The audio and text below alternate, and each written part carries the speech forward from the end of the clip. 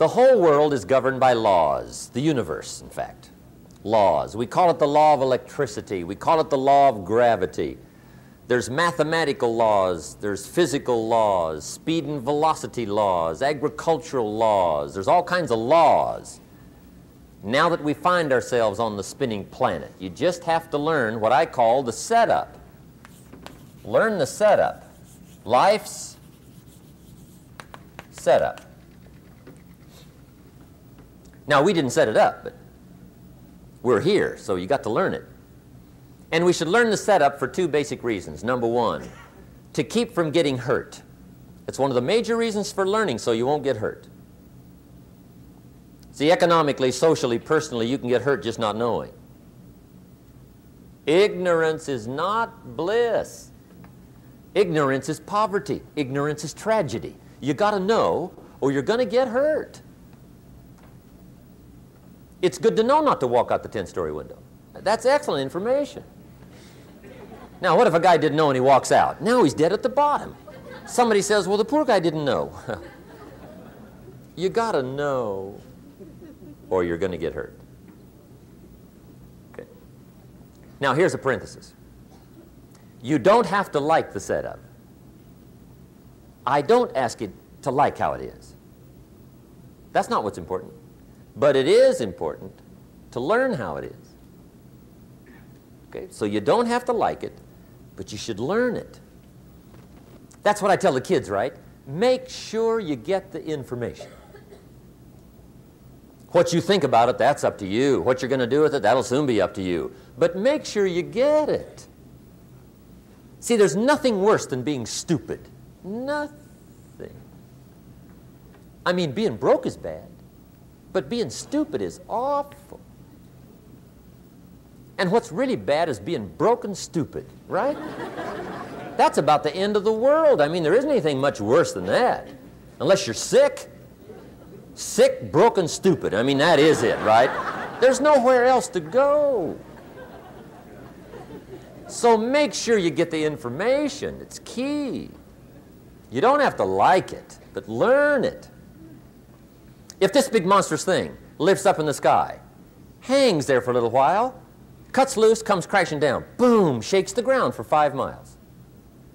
And then this big monstrous thing lifts back up in the sky, hangs there for a little while, cuts loose again, comes crashing down, boom, shakes the ground for 5 miles.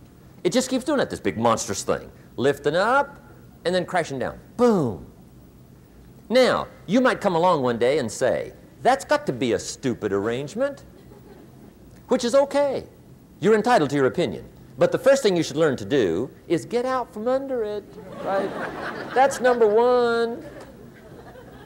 You might have a great moral argument. You might want to shake your finger at the sky, but do it from over there, right, so you don't get smashed. It's called your basic smart. So number one, learn so you won't get hurt. Whether you like it or not, learn. Now here's the second reason for learning. The setup, to benefit. It's called the plus of life. And that's what life is, right? Both minus and plus. The minus is tragedy, heartache, misery, failure, unhappiness. But life is also happiness, prosperity, good feelings. So here's the key. Learn to get on the good side of the way things work.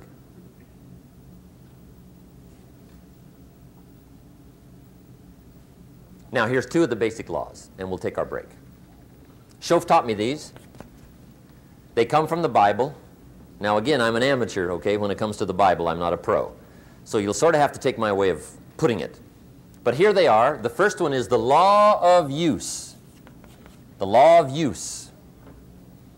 And it goes something like this. Whatever you don't use, you lose. Lack of use causes loss.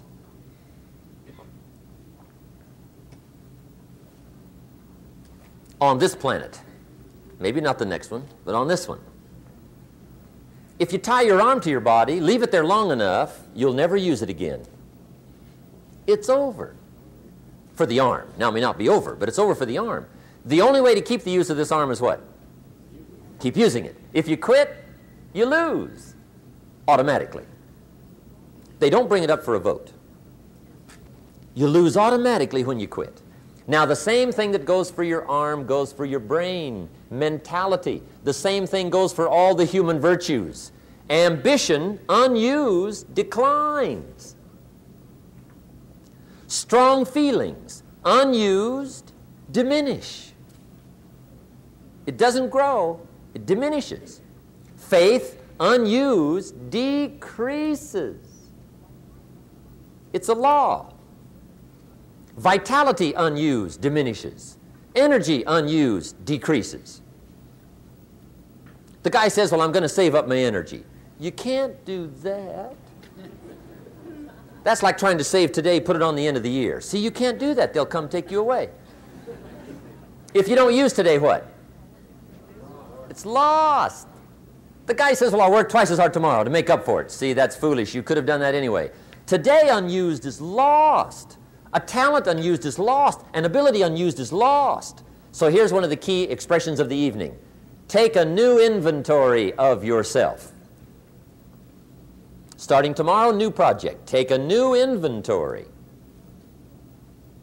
And make sure that all of your talent and ability and mentality and ingenuity and vitality and strong feelings, faith, courage, make sure that all you've got's being used. Otherwise, you lose. Now, one of the best illustrations of the law of use is a Bible story called the Parable of the Talents.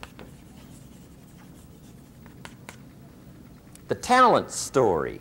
Interesting story if you haven't read it in a while. Just review it. It's a good story. An ancient story. It says there was a master with 3 servants. He got them together one day and he said to the 3, I've got these talents. And in those ancient days, a talent was a measure of gold. And he said to the 3 servants, take these talents and see what you can do with them while I'm gone. He said, I'm taking a journey and I'll be gone for a while. When I come back, we'll get together, go over the book, see how you did. He said, here's 5 of these talents for you. 5. Here's 2 of them for you. 2. And here's 1 for you. 1. The master said, take those talents, see what you can do with them. When I come back, we'll get together, we'll go over it all. The servant said, okay, master takes off. According to the ancient story, the master comes back from his trip. When he gets back, he gets the 3 servants together, and as he said he would, he asks, how did it go with those talents? You were 5. What happened? That servant said, well, I took the 5 talents you gave me and I put them to work. A little shaky at first, but he said things finally got rolling. And he said, I poured it on. And he said, my talents grew to 7, 8, 9, 10. He said, I doubled my talents from 5 to 10. Books will show. Master said, one heck of a job. Or something like that. He said, I gave you 2 talents. What happened? That servant said about the same thing happened to me. I put those 2 talents to work, poured it on. They grew to 3 and then to 4. He said, I doubled my talents from 2 to 4. Books will show. Master said, well done. He said, I gave you 1 talent. What happened? That servant said, well, I took the talent you gave me and I carefully wrapped it and I dug a hole and buried it. And camouflaged it, I suppose, right? So nobody would steal it. And he said, fortunately, nobody got it. And he said, I knew you were going to be here today, so I dug it up. Here it is, safely wrapped. I did not lose it while you were gone.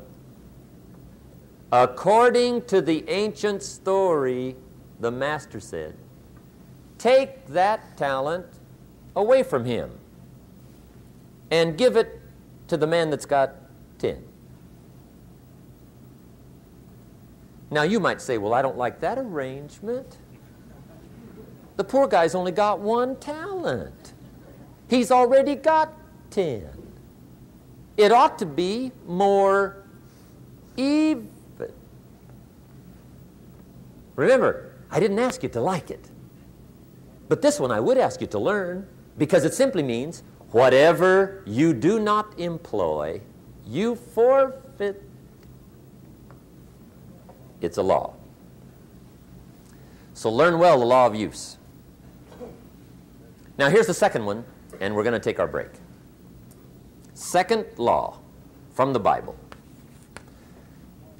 This one we've heard since we were small, I'm sure. It's called the law of sowing and reaping. In fact, we've probably heard it so often we could quote it. It says, whatever you sow, what? You shall reap. Fairly blunt, hopefully clear. Here's my first suggestion on the law of sowing and reaping. Don't try to beat it. You might as well try sitting on the sun in the morning. Keep it from coming up. You'll have better luck. Whatever you sow, you reap. Now, for a fair share of my life, I'm a bit mixed up on how all this applies. Among a lot of things I was mixed up on. I knew I wasn't reaping too good. That I understood. My problem was I was confused about what was causing it. Remember me with the funny list? I thought those are the reasons why it isn't working out well. And then Mr. Schoaf gave me the clue that helped me figure it all out. He said, Mr. Rohn, I have another answer for you. There's another way to quote this law that'll show you where the problem is so you can go to work on it right away. All you need to know is where the problem is, then you can go to work on it. So he quoted me the law another way, and I found out what my problem was. Here's the way you quote the law. Whatever you reap is what you've sown. Now I knew what my problem was.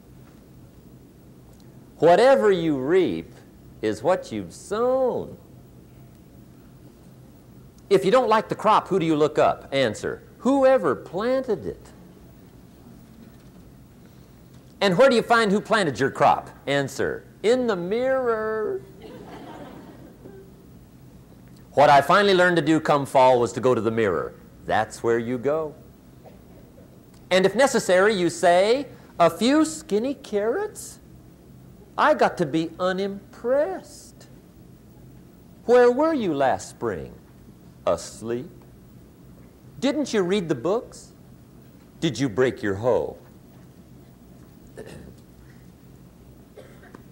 Let me give you 7 key points to the law of sowing and reaping. Let's tick right down through the list of 7, and it'll be break time.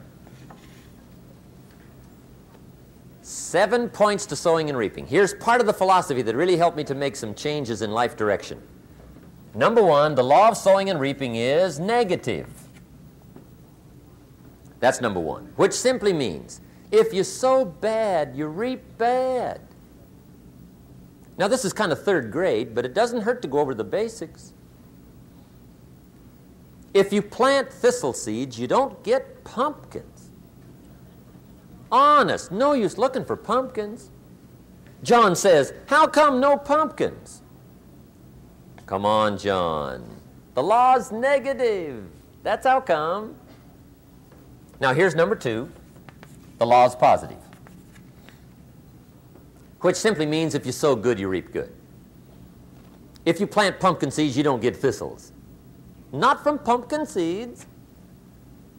Mother Nature won't pull tricks on you over in the corner snickering and pushing you thistles and you planting pumpkin seeds. She won't do that. You will get pumpkins from pumpkin seeds, and the reason is because the law is positive. Now, here's number 3. I got excited when I found out the full dimension of this. See, you do not reap what you sow, but rather, you always reap much more than what you sow. So the 3rd key word is more. You don't get back what you put out. You get back much more than what you put out. And it works both positive and negative. On the negative side, it said, if you sow to the wind, you reap the whirlwind. So you've got to get ready for that, or you will be naive. But now it also works positive. If you plant a cup of corn in the spring, how much corn do you reap in the fall? Not a cup. You might as well keep the cup you got. Why go to all the trouble, planting a cup of corn in the spring? Water it and take care of it all summer. Look after it carefully. Cross your fingers and pray. Why go through all that? Reason, come fall, you could well get a bushel for the cup. A bushel for a cup. It's called one of life's better deals. Guy says, well, yeah, I'll figure out how that works. You could get rich. That's right. That's right. Then how come more people aren't wealthy? They don't study much, sow and reap. The guy says, well, yeah, you work where I work. By the time you struggle home, it's late. You got to eat a bite of supper, watch a little TV. Here's number 4. Fourth key to sowing and reaping. There are many ways to sow and reap. There's many ways to change your life. There's many ways to get promoted. There's many ways to move up. There's many ways for financial independence. There's so many ways to do well, especially in this country. You don't have to go without any. If we lived in the middle of Africa, the middle of India, with economic disaster all around, you might have some excuses for not doing well. But not here. There's too many ways here. Do you know what the gross national product of this nation was last year, the year of the slowdown? It was still $2,400 billion. There's been nothing like it in the history of the human race. Last year, this country. We now consider somebody desperately poor in this country and needs massive help if they make less than $7,000 a year. And the rest of the world doesn't average $700 a year. No wonder they call it the American dream. There's so many ways. Too many ways to do well, and especially in California. Do you know where California would rank among the nations of the world in productivity if it was a nation? Number 5. The United States would be number 1, Russia number 2, Japan number 3, Germany number 4, California number 5. And there's only 23 million people here. I mean, there's nothing like it in the whole world. And Orange County.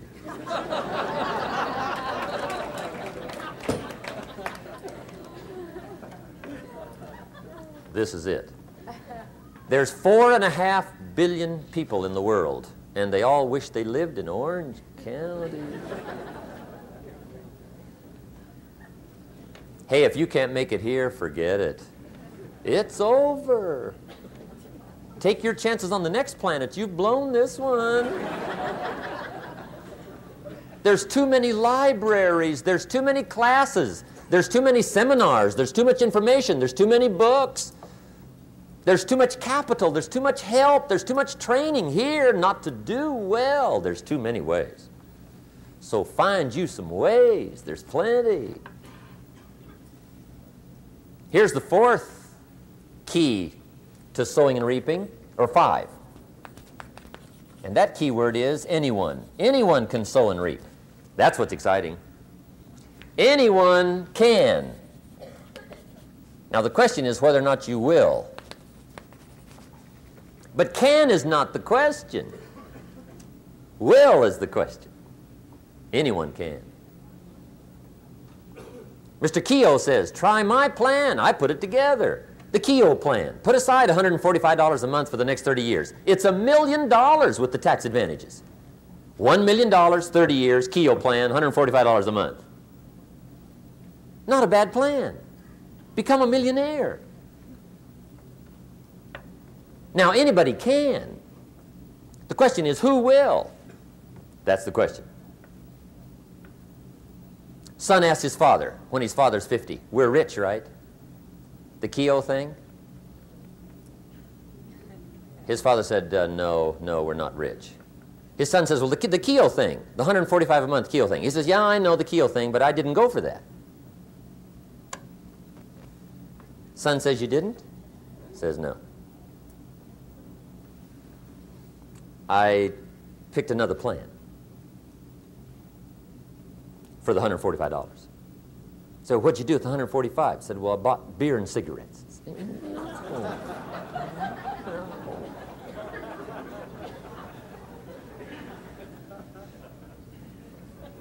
See, anybody can. Whether you will or not, see, that's the question. And here's a good question to ask. We are all buying somebody's plan. The question is, whose? Who's got you talked into doing what you're doing? Who's got you talked into your present plan? See, 10 years from now, you will surely arrive. The question is, where? But see, anybody, if you want to, can go searching for a good plan, pick it, and start working it. And sure enough, as the time passes, as it surely will, 5 years from now, 10 years from now, then you'll be winding up wearing what you want to wear, driving what you want to drive, living where you want to live, become what you want to become. But now's the time to fix the next 10 years. And who can? Anybody. Here's number 6. The 6th key to sowing and reaping. This is leveling with you now, as we promised to do. There's one thing better than the truth, and that's the whole truth. And here's part of the whole truth of the law of sowing and reaping. Number 6 is, you could lose. There are times when you just lose, no matter what you do. It's that kind of planet. You reap what you sow, yes, but... What does that mean, yes, but? Well, the farmer plants his crop in the spring, takes care of it all summer, loves his family, works 10, 12 hours a day, 6, 7 days a week, is an honorable man. Come fall, he's got a beautiful crop, and he deserves every bit of it. But the day before he sends the combines into the field, a hailstorm comes along and beats it all in the ground, which means you lose. Somebody says, well, what did he do wrong? Answer, nothing. It's just that kind of planet. Sometimes it's going to hail on your crop and rain on your parade, so you got to get ready for that or you will be naive.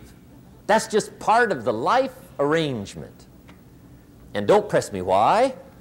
I was not in on some of the original decisions here, so I don't know how it got set up. But there's just times, sometimes you lose. That's part of life. But now here's number 7. The 7th key to sowing and reaping. And it goes like this. It's just another way to quote the same law. And it goes like this. If you don't sow, that's just another way to quote the law. If you don't sow, what? You don't reap. You don't even have a chance. So if you looked at your game plan tomorrow, you might come to the quick conclusion, I got to get some sowing going. How true. Get you some sowing going. And remember, you've got plenty of time. You've got all the time there is. Some people spend enough TV time to make a fortune. The latest article on television watching in this country, according to the latest article, the average television is on in this country in every household 7 hours a day, called the Big 7. I asked a guy one time what his TV cost. He said about $450. I said, you forgot to look at the price tag. He said, what do you mean? I knew he was a TV watcher. I said, that television costs you, in my opinion, at least $12,000 a year. To watch it, not to own it. Owning it's cheap. Watching it is what's expensive.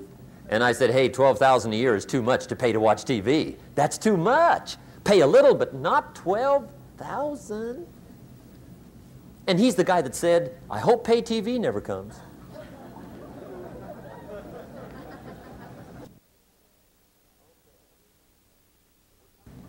Okay. We're trying to cover an awful lot tonight, I realize that. But my time schedule is such that we just have to sort of give it all to you and let you sort the rest out. I wish we had plenty of time for questions and answers and that whole thing, but our time is just limited. But we are trying to go through an awful lot, I realize that. But looks like everybody's getting it. This is about the note-takingest crowd I've seen in a long time. Incredible. Does anybody have 5 pages yet? Anybody? Oh, fantastic. Incredible. Okay. Maybe you heard the story about the preacher down in Texas, southern part of the country. He was an evangelist back in the horse and buggy days. And he was very good at being an evangelist, and a lot of people used to come and hear him preach. And one day he put up his tent in one of these Texas towns and expected a big crowd as usual, come and hear him preach. And he got there first night of the tent revival, walked in, 7:30, time to start. And to his surprise, the tent was empty. He thought, well, something must be drastically wrong. So he waited till 7:45, nobody showed up. 8 o'clock, zip. Finally, 8:15, one lone cowboy wandered up on his horse, tied his horse up outside, came in, sat down on the front bench, right, waiting for something to happen. The preacher thought, well, at least I better go down and talk to the cowboy. So he walks down, talks to the cowboy, and he says, "Cowboy, I'm the preacher." And he said, "I don't know what to tell you. Something's gone wrong." He said, "This tent was supposed to be full of people." He said, "I'm embarrassed." He said, "You're the only one that showed up." And he said, "I really don't know what to do." And the cowboy said, "Well, I'm not a preacher, so I really can't tell you what to do." You know, he said, "I'm just a cowboy." But he said, "I know this, if I went out to feed my cattle and only one showed up, I'd at least feed it." The preacher thought, hey, the cowboy is right. If you've got a good idea to share, you should share it if there's 1 or 1,000. So he got kind of inspired by this conversation, and he jumped up on the platform and started to preach, as if the tent was full of people, just exploded. And he went for an hour and 15 minutes, just kept rolling. Finally, he quit. And when he finished, he came down off the platform and talked to the cowboy again. He says, "Well, cowboy, what did you think of my sermon?" And the cowboy said, "Well, I'm not a preacher, so I really can't tell." You know, he said, "I'm just a cowboy." But he said, "I know this, if I went out to feed my cattle and only one showed up, I'd feed it, but I wouldn't dump the whole load on it."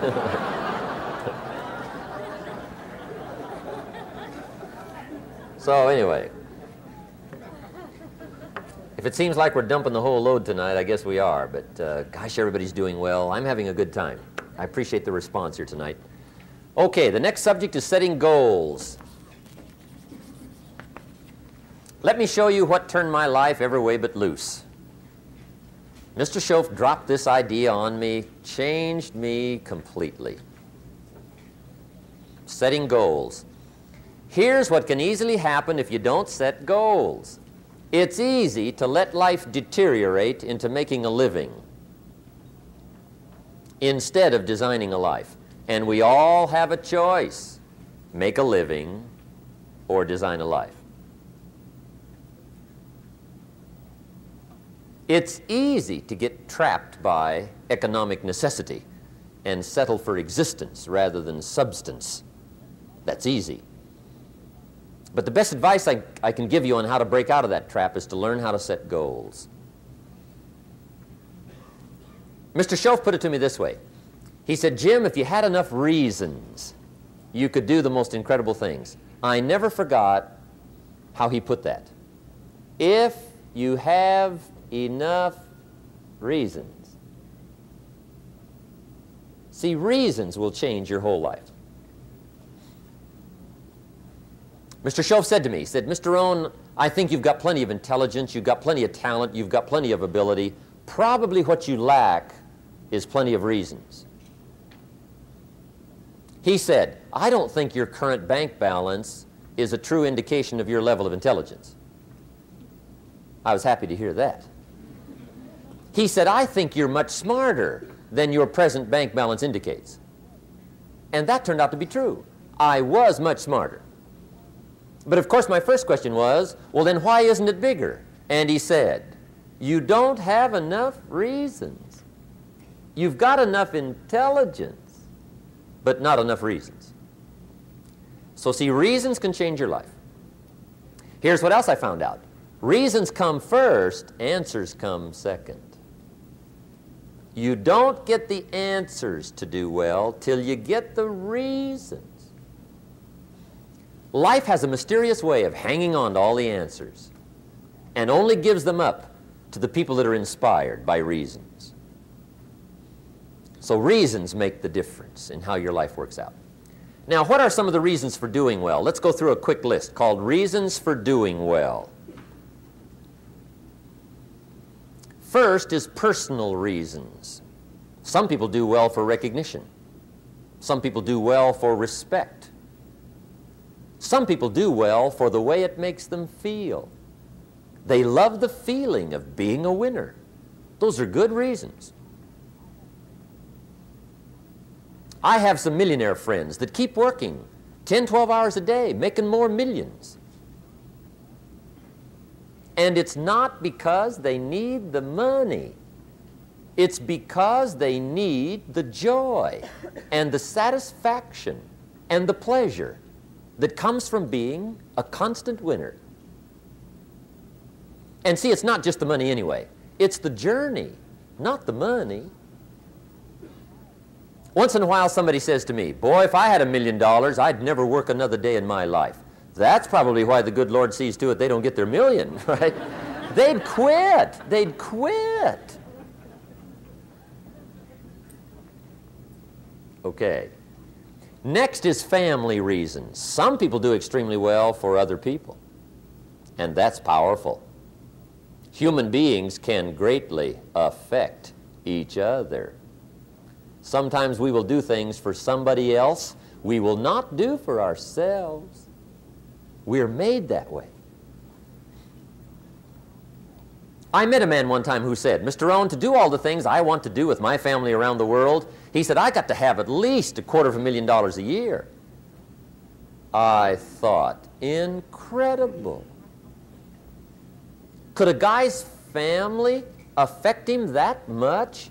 And the answer is, of course. How fortunate are the people that find themselves greatly affected by somebody for personal achievement. And we are affected. The writer of a recent song said, if not for you, the winter would hold no spring, couldn't hear a robin sing. I just wouldn't have a clue if not for you. So we can be affected. That might be one of the most stimulating reasons to do well, finding somebody. Next is benevolence. Some people are turned on by sharing. And sharing can be one of the biggest turn-ons to do well. Some people do extremely well, gathering up resources, and then they divide them all up, sponsor all kinds of things. Sharing. When Andrew Carnegie died, the wee little Scotsman that built the big steel industry, when he died, they opened up his desk, and in one of the desk drawers, they found a slip of paper. On that piece of paper, Mr. Carnegie had written his goal for his life, and he wrote it when he was in his 20s. And on that piece of paper, it said, I'm going to spend the first half of my life accumulating money. I'm going to spend the last half of my life giving it all away. What a goal. He got so inspired by that goal that the first half of his life, he accumulated $450 million. And the last half of his life, he gave it all away. Good question tonight. What's got you turned on? What's got you bombed out of sight to get up early and stay up late and hit it all day? Next question. What's got you turned off? When I found the answers to those two questions, my life exploded into change. I finally found out what had me turned off, and I got that cured. And then I got me a long enough list of reasons to turn me on. And once the lights went on for me, age 25, they've never gone out. I've fallen out of the sky a few times, but I've never lost that drive to make something unique out of my life. See, reasons altered my whole life. Now, there's another list of reasons called Nitty-gritty. Hard little reasons. Sometimes those little reasons are the most powerful reasons that can change your life. Sometimes it doesn't take much. I now carry several $100s in my money clip. It's only a few $100s, but it was one of those reasons turned my life around. Just before I met Mr. Schoaf, I heard a knock at the door. I go to the door, and there's a little girl standing there about this tall selling Girl Scout cookies. And she gave me one of the finest sales presentations I've ever heard. Special deal, several flavors, this whole package of stuff, $2. And with a big smile, she very politely asked me to buy. And I wanted to. Big problem. I'm broke. I don't have $2. And to this day, I can remember the pain and the embarrassment.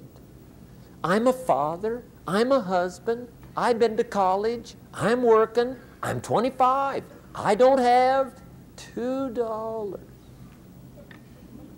And I didn't want to tell her that for some reason. So I did what I thought was next best. I lied to her. I said, hey, look, I've already bought lots of Girl Scout cookies. I've still got plenty stacked in the house, which was not true. But it seemed to get me off the hook for the moment. She said, well, gosh, that's wonderful. Thank you very much. And she went away. When she left, I closed the door, and that was the day I said to myself, I don't want to live like this anymore. I've had it with lying, and I've had it with being broke. I'm never going to let this happen to me ever again. I promised that day I would work as hard as possible and would always carry plenty. It took me a little while, but now I do. It was one of those reasons. And I guess I carry plenty for two reasons. One is the way it makes me feel, but also in case I bump into another Girl Scout selling cookies. Right? I'm ready.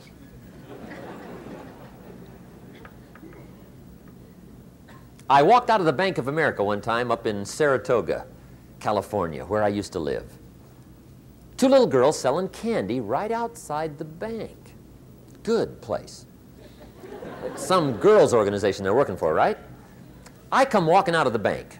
This first little girl walks up to me. She said, Mister, would you like to buy some candy? I said, I probably would. What kind is it? She said, it's almond roca. I said, my gosh, that's my favorite. She said, wonderful. I said, how much is it? She said, it's just $2. I thought, incredible. I said, how many boxes of that candy have you got? She said, 5. And her little friend was standing there. She was selling candy too. I said, how many boxes have you got? She said, I've got 4. I said, that's 9. I'll take them all. They said, really? I said, yeah, it's my favorite. I've got some friends. I'll pass them around. They got so excited, put all this candy together. I reached in my pocket, gave them the $18. When I've got the candy and they've got the money, that first little girl looks up at me. She says, Mister, you are really something. How about that? Can you imagine only spending $18 and have somebody look at you in the face and say, you are really something? Now you know why I carry heavy, right? I'm not going to miss anymore. It was just one of those reasons. Helped to change my life. One of my nitty-gritty reasons was budget finance. Budget finance used to grind my soul. Way back in those early days, I had fallen for one of those consolidation loans, where you take All your little hard-to-pay bills, put them into one big impossible-to-pay bill, right?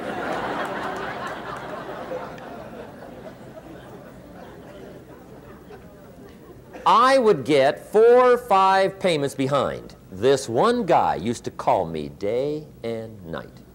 I don't think they're allowed to do that anymore. Harassed me. Threatened to run me in front of the judge. Threatened to ruin my credit. Threatened to embarrass my family. One day he said, "We're going to come get your car, drag it rear end up down the street in front of your neighbors." The guy even called me a flake. And back in those days, I'm broke, I'm pitiful, there's nothing I can do about it. But I never forgot how the guy treated me. And when I met Mr. Schoaf and I got my life straightened out and the money started to flow, that was one of my first projects, budget finance. I poured it on day and night. I finally put all the money together I owed him, which was considerable. I picked a day for the payoff.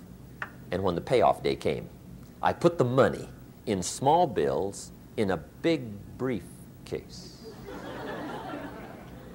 And I walked into the budget finance office on Wilshire Boulevard in Los Angeles. The guy who harassed me so often, his desk was about 3 back. I walked right up to his desk, startled him. He wondered what I was doing there.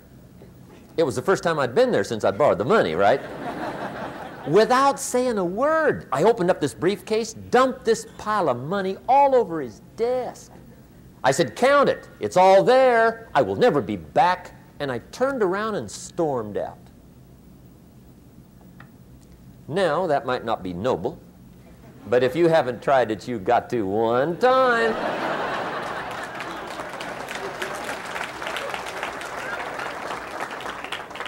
It can be the day that turns your life around. All you need is a reason that turns you on. One of my dear friends, Robert Depew, Bobby used to be a school teacher in Lindsay, olive capital of the world. Bobby taught school several years, got a little weary teaching school. One day decided he wanted to get into sales. So without telling anybody, he just up and quit his job teaching school and jumped into sales. When he did, his brother made fun of him, laughed at him, put him down, said Robert's lost his mind. Had a good job teaching school, now he thinks he's a salesman. He's going to go down the drain, lose everything. Just put him down something fierce.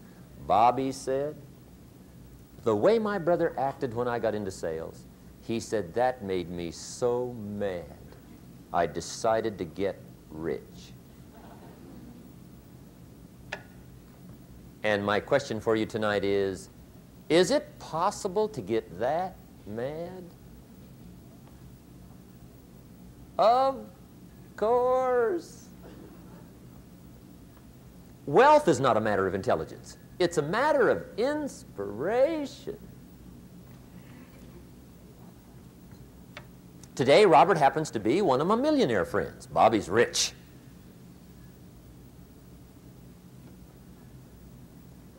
Frank Sinatra said one time, "The best revenge is massive success."